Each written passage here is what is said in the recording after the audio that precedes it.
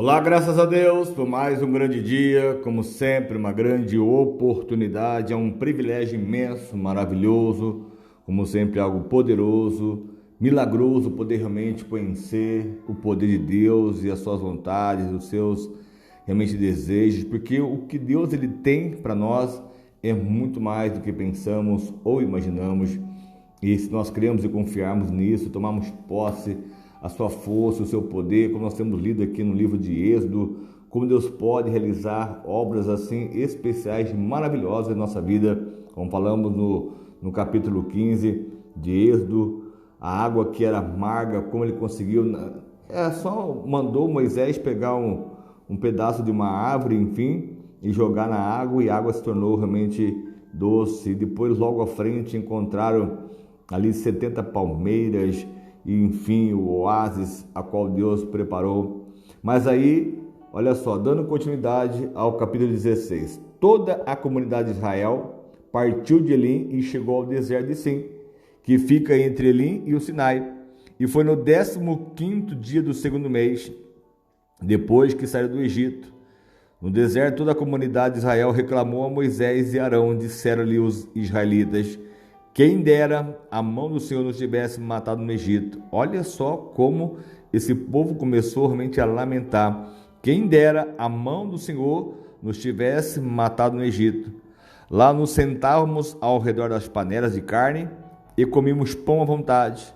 Mas vocês nos trouxeram esse deserto para fazer morrer de fome toda esta multidão.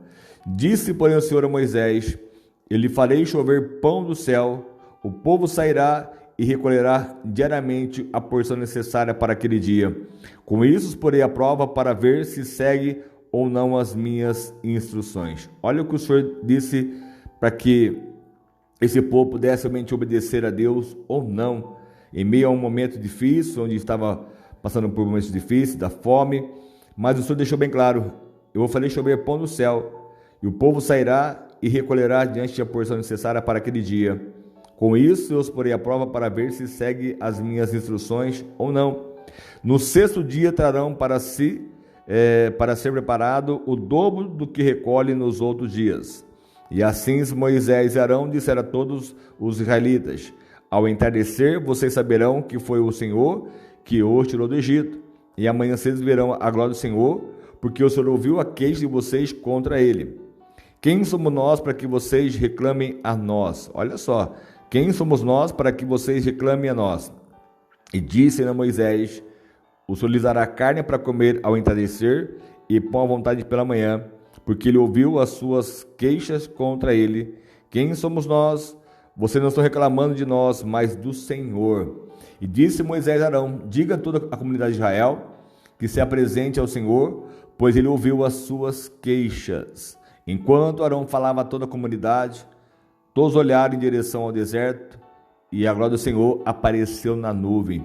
E o Senhor disse a Moisés: ouvi as queixas dos israelitas, responda-lhes que ao pôr do sol vocês comerão carne, e ao amanhecer se fartarão de pão.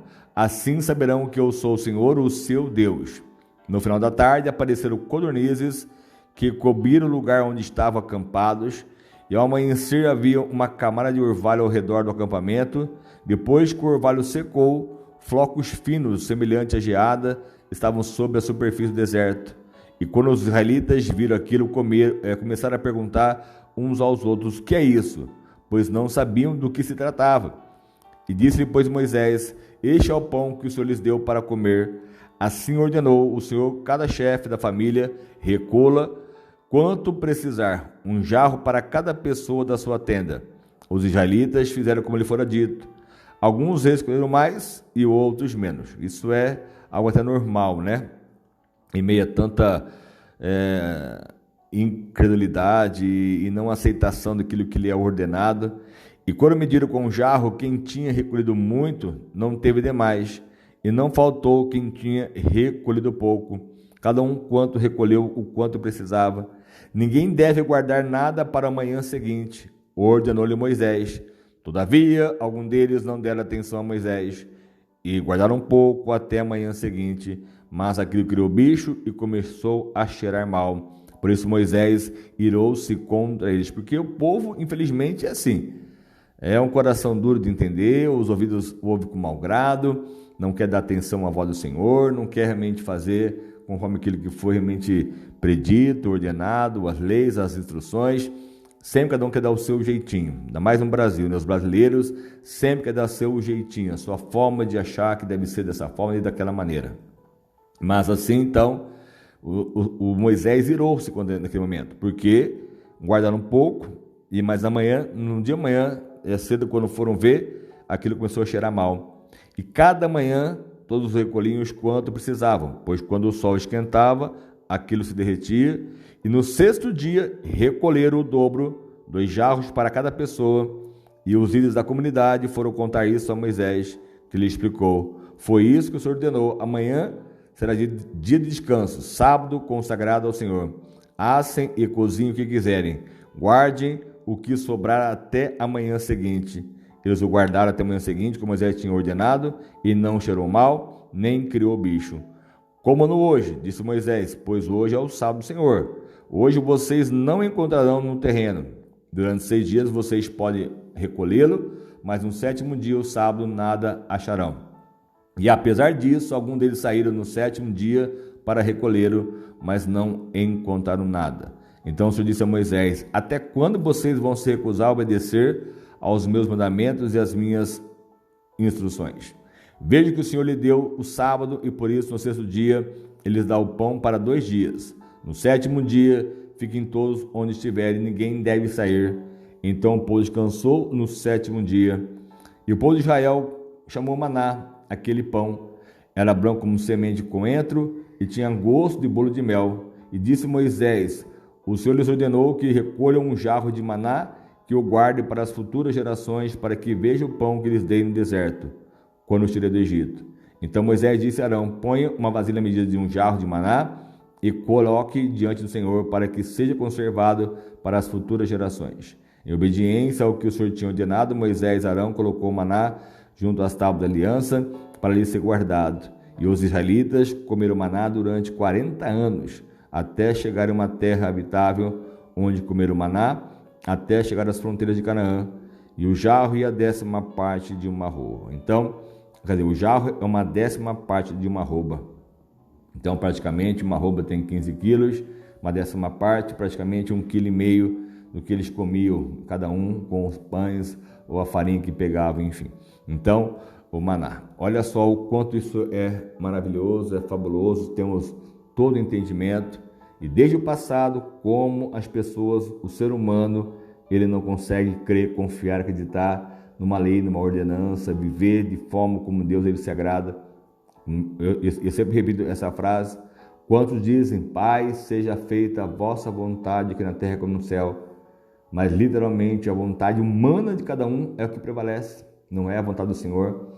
Até oramos, uma oração muitas vezes em vão, porque sem sentido algum não obedecer o que o Senhor nos ordena, o que nos fala, que nos manda fazer, e precisamos estar dispostos a obedecer. Até hoje a Arca da Aliança não tem mais nenhum tipo de paradeiro, ou sabemos aonde ela se encontra. Não tem hoje, já busquei informações na internet, já vi que muitas pessoas buscaram também, não conseguem saber o que aconteceu com essa Arca da Aliança. Dizem que está guardada em um lugar muito seguro, né, onde tem tudo que foi guardado, o cajado, o maná, tudo que Deus mandou colocar nessa arca está lá.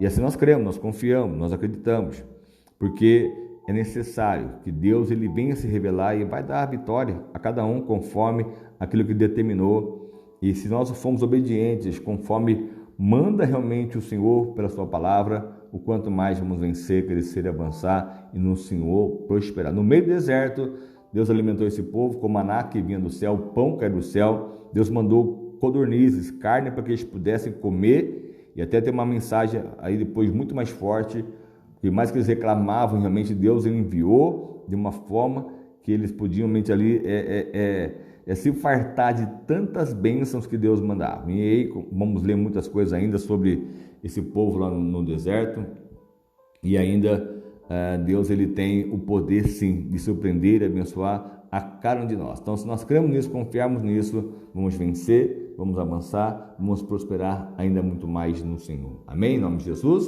vamos estar crendo nisso, confiando, acreditando, e com certeza Deus sempre há de nos surpreender, de nos responder, de nos abençoar, ainda que Ele mande do pão do céu. É literalmente, o pão vai cair na sua vida. Deus vai dar vitória, Deus vai dar resposta, porque é dele que vem as bênçãos, Ele que exalta, Ele que prospera, Ele que traz existência para aquilo que não existe. E quanto mais assim cremos e confiarmos, acreditarmos no Senhor, Ele vai criar meios, criar situações para nos abençoar. Amém? Em nome de Jesus.